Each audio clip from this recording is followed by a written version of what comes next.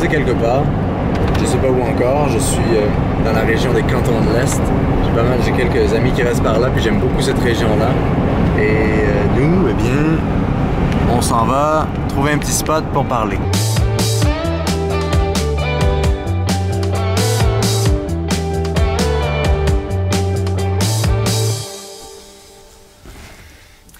Alors salut, aujourd'hui je vais parler d'un sujet spécial, c'est comment économiser dans son van.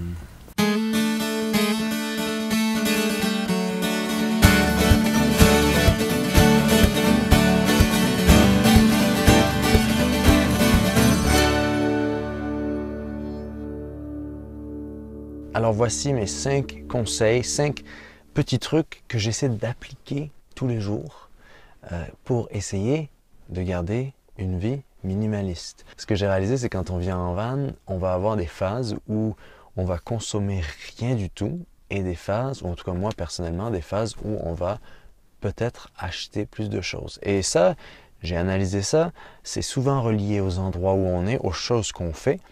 Et le challenge, c'est de trouver un équilibre. Le défi quand on voyage à temps plein, c'est d'essayer de quand même avoir du plaisir. Nous sommes tous des consommateurs, qu'on le veuille ou non. Nous consommons par définition, nous consommons des choses. Donc parfois, on va être amené à consommer un peu plus, parfois un peu moins. Donc le conseil numéro 1, qui est le plus facile à appliquer, c'est de ne pas aller au magasin quand on n'en a pas besoin. N'importe quel magasin, le sentiment va arriver quand vous êtes dans le magasin, vous avez besoin de tout. Parce qu'on a cet instinct de survie qui nous amène à vouloir prévoir et à la fois quand on part pour une longue expédition ou quand on va être éloigné et reculé pendant quelque temps, ça peut être une bonne chose de savoir stocker, mais à la fois, eh bien, on va avoir tendance à juste acheter trop et acheter des choses dont on n'a pas besoin ou dont on peut se passer. Alors moi, ce que je fais, une des techniques que j'avais déjà partagées sur cette chaîne, c'est d'aller, quand je vais faire mon épicerie, c'est de ne pas prendre de panier, à moins que j'ai une grosse épicerie à faire, mais les petites courses, c'est de prendre juste mes bras et tout ce que je ne peux pas rapporter, eh bien ça ne passe pas. Tout ce que je ne peux pas amener à la caisse, ou sinon de prendre juste un billet de 20, comme ça, je vais me satisfaire juste du nécessaire. Surtout les magasins de plein air, j'ai beaucoup de problèmes avec ça. Dès que je vais dans un magasin de sport de plein air, c'est très dur de pas ressortir avec quelque chose parce que c'est un peu comme les gens qui vont au magasin de meubles suédois et que c'est un peu le réflexe qu'on a, c'est « Oh, eh bien j'y vais, peut-être je vais réaliser que j'ai besoin de quelque chose une fois que j'y serai. » Évidemment, c'est tout le principe. En tout cas, voici mon premier conseil, ne pas aller au magasin quand on n'en a pas besoin, même si on pense qu'on en a besoin.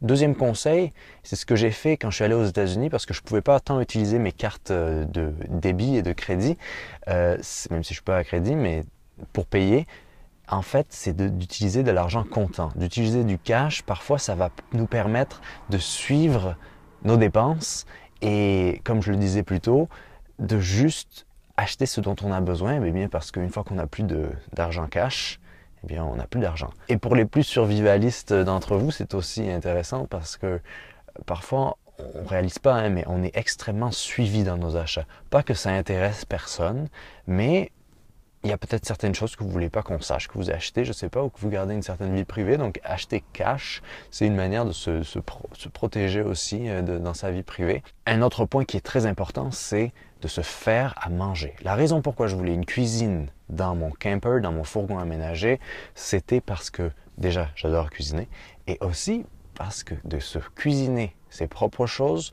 fait économiser des tonnes d'argent. Une des principes, à part le logement, quand on est en voyage, ce qui coûte le plus cher, c'est la nourriture, la bouffe, tout ce on va manger dehors, ça coûte beaucoup d'argent. Et pouvoir se faire à manger, tout en, de préférence, manger des choses qui viennent des endroits où on est, ça permet à la fois du plaisir, ça permet une connexion aux choses qui sont autour de nous, et du partage. Et on oublie que dans l'action de manger, toute la partie de la préparation, voire de la récolte, voire de faire pousser son jardin, mais toute la partie avant mettre dans sa bouche, cette partie est aussi importante que l'action de se nourrir. Et ça, on l'a oublié. Et moi, c'est un de mes chevals de bataille, si on veut. C'est une des choses qui me préoccupe beaucoup aujourd'hui. Et pour faire simple, c'était aussi pour ça que je voulais une cuisine, même si j'ai pas de four. Il y a quelques petites techniques pour avoir un four dans son camper. On pourrait avoir un four solaire, mais il y a aussi d'autres manières de se faire un petit four. Moi, je fais tout à la poêle, tout à la casserole. On peut manger cru aussi, mais cuisiner des choses, c'est très important et ça fait économiser pas mal d'argent. Comment économiser? C'est aussi de faire des activités et de mener une vie qui ne nous fait pas dépenser. Moi, grâce à mon projet qui est d'aller de ferme en ferme et de faire du woofing, vous l'avez sûrement vu dans toutes les vidéos de cette dernière année, je passe beaucoup de temps à ne rien payer et à manger ce qu'il y a autour de moi. Donc, au final, les dépenses, qu'est-ce que ça va être? Ça va juste être aller au pub, boire une bière avec mes amis.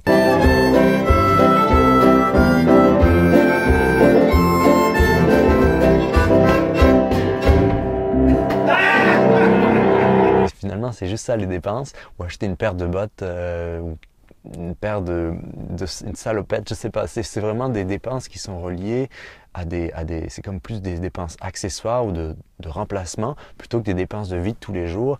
Et j'ai jamais aussi peu gagné d'argent tout en économisant autant. Parce qu'en vivant dans des fermes, j'apprenais, je pouvais avoir une sorte de transmission qui m'arrivait et une sorte d'échange, et c'est la beauté aussi du système du woofing, et une connexion à la nourriture.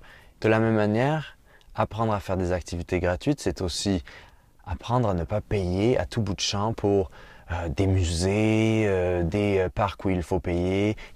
Ce qu'on oublie, c'est que tout autour de nous, il y a tant de choses gratuites. Il y a tant de randonnées à faire, tant d'exploration, tout ce qui est plein air, tout ce qui est juste rester dans les endroits où on va rester avec son fourgon aménagé, lire, faire du vélo, aller nager, aller explorer des petits villages. On peut se satisfaire de peu et sans vraiment payer. Et en fait, l'argent qu'on va sauver, en faisant ça, ça va nous permettre de parfois pouvoir aller au petit café, au petit pub du coin, aller une fois de temps en temps au musée quand il faut payer ou quoi. Mais l'aspect de payer systématiquement quand on est en voyage, ça marche quand on fait un voyage de 2-3 semaines comme la plupart des gens. Mais on découvre que le vrai tourisme, ce n'est pas nécessairement dans les musées, comme la plupart des offices de tourisme aussi encouragent, parce que c'est normal, il faut encourager l'économie locale. Moi, personnellement, je l'encourage surtout par tout ce qui est relié à la terre, plus que par ce qui est des services comme des musées, même si parfois j'aime bien aussi aller voir certains points historiques ou certains points géographiques où il faut payer, mais je les choisis consciemment parce que sinon ça peut être une grosse partie du budget. Tout ce sujet-là, en fait, c'est toute une question d'équilibre. C'est arriver à trouver un équilibre entre ce qui nous rend heureux et ce qui peut nous faire vivre de façon nomade le plus longtemps possible. Et le dernier point, dernier conseil pour arriver à ne pas dépenser trop, arriver à vivre riche sans dépenser beaucoup, c'est de ne jamais être pris au dépourvu. Que ce soit, de nouveau, par rapport à la nourriture, par rapport aux activités, par rapport aux endroits où on est. Quand on est pris au dépourvu et quand on n'a pas fait assez de recherche sur un endroit où on se rend, parfois, ça peut mener à des dépenses inutiles et futiles. C'est là où la recherche est très importante. Moi, je fais beaucoup de recherches sur juste se donner une idée générale, avoir un plan A, un plan B, si telle ou telle chose ne fonctionne pas, juste arriver à avoir toujours, c'est assez paradoxal parce que je parlais de ne pas acheter ce dont on n'a pas besoin, mais d'avoir toujours un peu de nourriture au cas où, d'avoir toujours une sorte de plan de secours au cas où vous êtes pris au dépourvu. Et parce quand on est pris au dépourvu, particulièrement dans les endroits touristiques, et ça va vous arriver ou ça vous est sûrement déjà arrivé, on va juste on est fatigué, on a fait un long chemin, ou je sais pas, on va être amené à prendre la première chose qui vient et au final, se faire pas raqueter, mais presque, tellement les choses sont chères. Et parfois, ça peut être un peu la surprise quand on arrive quelque part de brûler le budget, de ne pas être assez préparé. Moi, ça m'est arrivé quelques fois. Par exemple, au Grand Canyon, j'y suis allé pas vraiment très préparé. Et j'ai dépensé au magasin du Grand Canyon beaucoup, plus que j'aurais dépensé si j'avais été prêt en termes de nourriture et d'accessoires, si je m'étais mieux préparé. Mais faire des recherches, ça aide beaucoup à être préparé à, par exemple, que ce soit les conditions météo, de quoi on va avoir besoin, qu'est-ce qu'il faut amener, au lieu d'être un peu réactif. La clé, et ça, je pense que ça résume un peu les 5 points dont je parle depuis je sais pas combien de temps. Combien de temps? Oh my god, depuis 15 minutes. Je vais essayer de couper ça quand même. La clé dans tout ça, c'est de toujours être proactif et non réactif. Ne pas réagir quand on est pris au dépourvu, mais d'être toujours prêt pour justement laisser place à l'improvisation du voyage.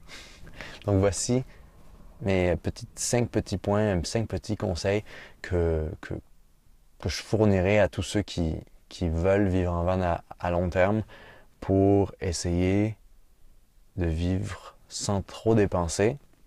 Donc, comme je disais au début, vivre. C'est quoi que j'ai dit déjà? Oh my god. Vivre riche sans dépenser trop. Je pense que c'était mieux ce que j'avais dit avant. Vivre de façon économe tout en... J'arrive pas, il faudrait que je l'écrive. J'arrive pas à trouver la formule. Trouvez la formule. Dites-moi dans les commentaires, qu'est-ce que c'est la formule parfaite que vous diriez pour résumer tout ça. En tout cas, moi je vous dis à la prochaine vidéo et bonnes aventures en van. Ici, l'hiver s'installe bientôt. Ciao.